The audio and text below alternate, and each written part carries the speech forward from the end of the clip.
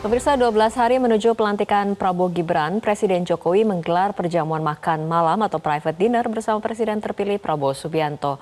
Pertemuan pun digelar cukup lama hingga 2,5 jam. Lalu apa sebenarnya makna di balik pertemuan itu?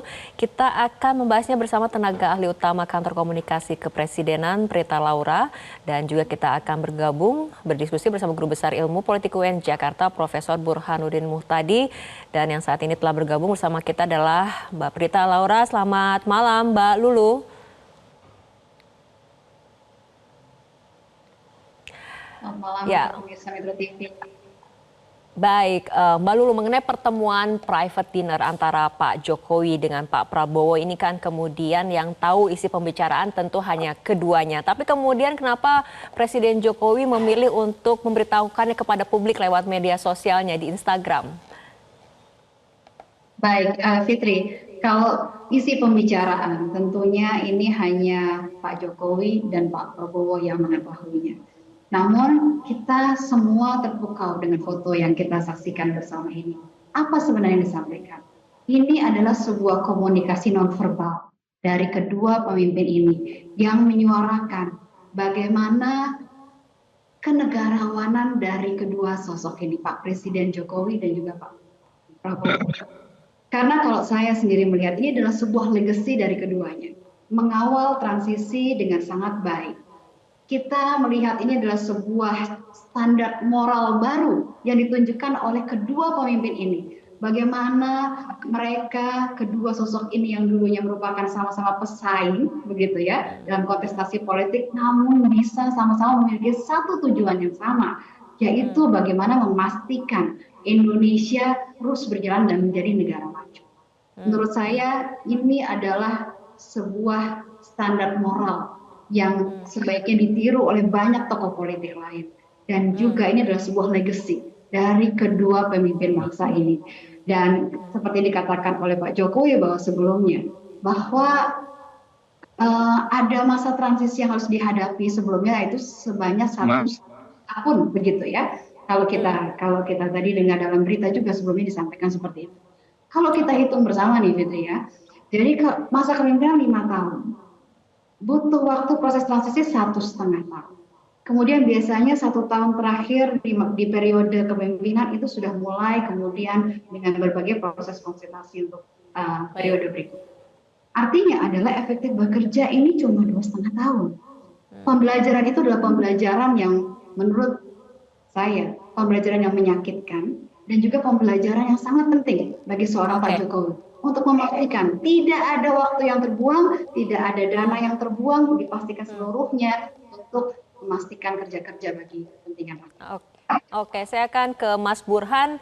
Mas Burhan, tadi Mbak Lulu banyak bicara mengenai transisi, tapi menurut pandangan Anda ketika pertemuan tokoh politik dipublikasikan seperti ini, apa sebetulnya maknanya? Saya kira secara politik pertemuan kedua tokoh yang dipublikasikan melalui akun media masing-masing itu punya makna simbolik. Nah, makna simbolik yang jelas kita tangkap adalah keduanya ingin membantah spekulasi berkaitan dengan isu kerenggangan hubungan antara Pak Jokowi dengan Pak Prabowo.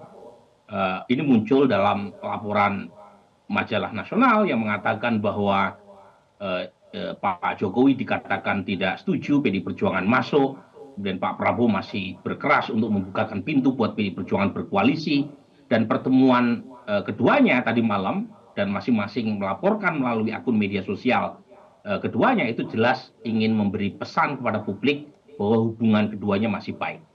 Nah, yang kedua tentu 2 jam pertemuan seperti yang diakui oleh Pak Jokowi itu buat saya sesuatu, bukan semata-mata membantah isu kerenggangan politik, pasti membicarakan isu-isu lain.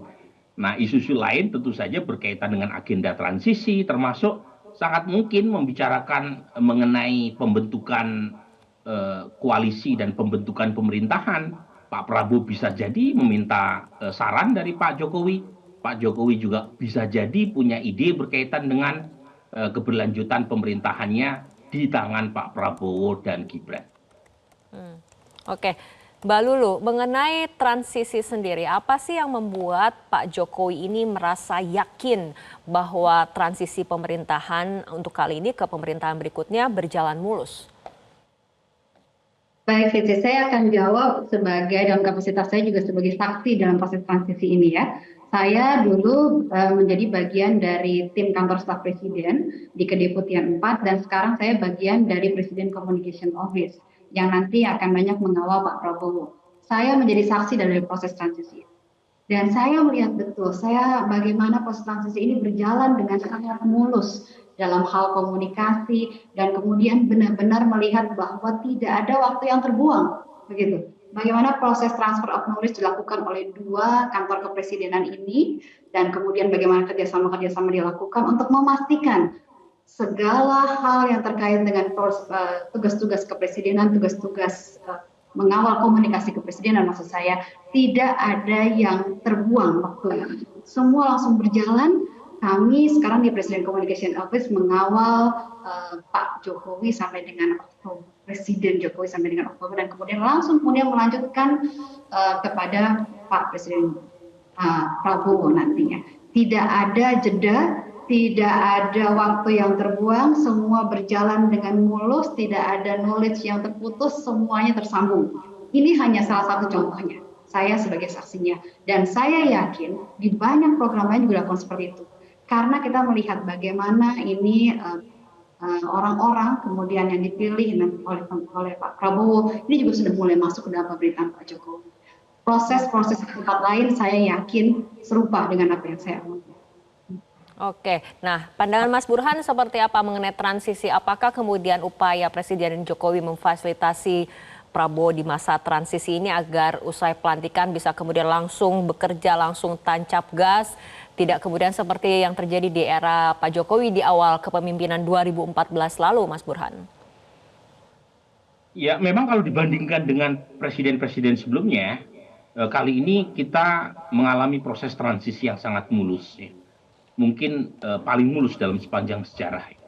Ya, salah satunya karena Pak Prabowo adalah bagian dari kabinet Pak Jokowi, narasi yang dipakai selama kampanye juga narasi keberlanjutan, apalagi ada Mas Gibran yang notabene putra Presiden Jokowi, jadi ada banyak alasan untuk mengatakan proses transisi sangat mulus, diukur melalui berbagai macam indikator ya. Indikator yang pertama, kita tahu ya Pak Prabowo punya waktu cukup lama setelah terpilih sebagai presiden pada Pilpres 2024 kemarin bulan Februari, beliau sekaligus sebagai anggota kabinet itu langsung turut menjadi semacam saksi ya. Proses transisi itu berlangsung mulus, mulai dari anggaran disiapkan oleh Pak Jokowi. Jadi anggaran berkaitan dengan makan siang gratis itu diputuskan oleh pemerintahan Jokowi. Nah ini jarang terjadi. Biasanya pemerintahan baru sepenuhnya memegang kuasa anggaran itu di tahun pertama setelah dilantik. Nah yang kedua, kita bisa melihat dari RKP ya, rencana kerja pemerintah, RPJMN, kemudian portofolio itu sudah disiapkan dari sekarang. Bahkan orang-orang Pak Prabowo itu sudah dimasukkan di masa reshuffle pemerintahan Pak Jokowi di ujung.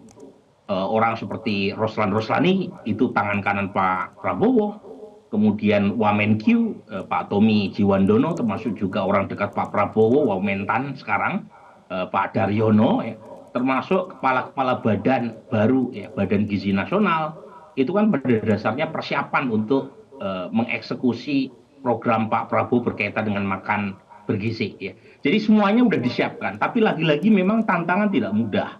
Apa yang on paper itu mungkin menarik ya, berharap Pak Prabowo flying start setelah dilantik sebagai presiden tanggal 20 Oktober ini, itu tantangannya sangat tidak mudah. Beban fiskal luar biasa tinggi. Tahun depan ada 800 triliun utang pemerintah yang jatuh tempo, itu baru bunganya. Belum termasuk pokoknya 200 triliun, total 1000 triliun. Padahal kita punya APBN nggak nyampe 4.000. Ya, belum lagi makan siang gratis, kemudian penguatan sektor pertahanan yang menjadi concern Pak Prabowo, sektor pertanian. Jadi memang tidak mudah. Maka perlu persiapan yang cukup matang dari sekarang. Dan sepertinya Pak Jokowi tahu betul ya bagaimana menservis ya Pak Prabowo Makanya semuanya dipersiapkan dari awal Prabowo resmi dilantik sebagai presiden.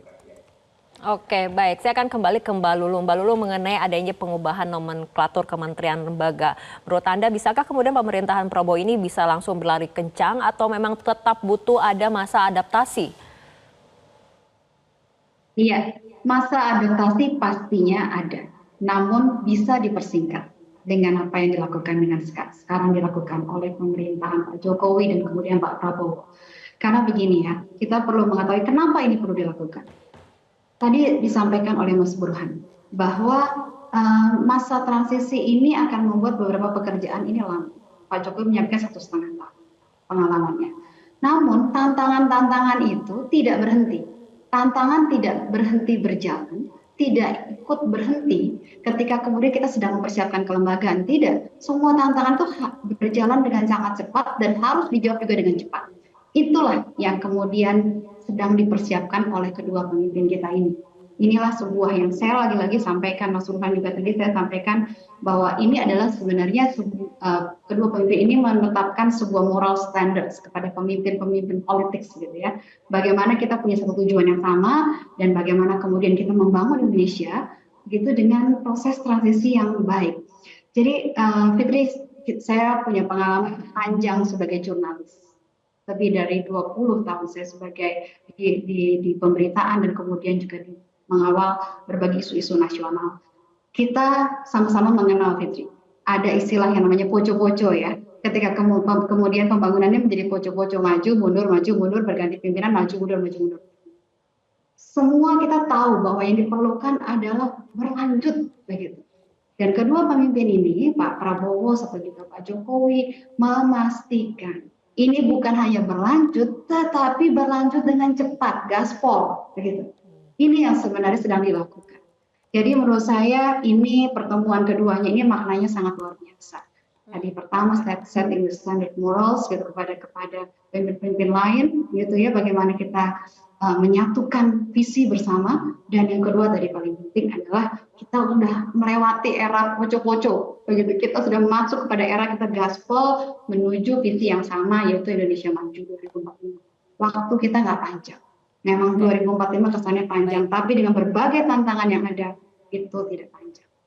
Oke, Mas Burhan, berlanjut dengan cepat, apakah ini realistis atau tidak? Ya, memang perlu persiapan matang karena terus terang geopolitik juga sedang tidak bersahabat. Perang Ukraina-Rusia 3 tahun sudah berjalan, tetapi ditambah ketegangan di Timur Tengah, belum lagi perang dagang Amerika dengan Cina yang masih berlanjut. Kemudian economic slowdown yang terjadi di tingkat global. Kalau tidak ada perubahan per 1 Januari 2025 PPN naik. Jadi memang sangat tidak mudah. Saya pribadi terus terang melihat tantangan pemerintahan ke depan, terutama buat masyarakat sipil, adalah agenda demokrasi yang terus terang makin gelap buat saya ya. Kalau soal yang lain mungkin sudah dipersiapkan antara Pak Prabowo dengan Pak Jokowi, tetapi iklim demokrasi yang mengalami kemunduran ini sepertinya belum tuntas selama beberapa tahun ke depan, dan sepertinya bukan concern juga buat Pak Prabowo atau Pak Jokowi. Ya, apalagi ada tendensi untuk mengangkut seluruh kekuatan di parlemen, termasuk PDI Perjuangan, ke dalam. Dan menurut saya itu tidak positif. Mengapa? Ini studi empirik nih, Mbak Prita Laura ya. Studi empirik menunjukkan negara tanpa atau minus kekuatan oposisi itu democratic governance dan economic performanya lebih buruk dibanding negara yang ada kekuatan oposisi yang signifikan. Nah, munculnya kekuatan oposisi itu bukan berarti mengurangi kekuatan negara, tidak. Jadi kita butuh strong state, tapi juga butuh strong society.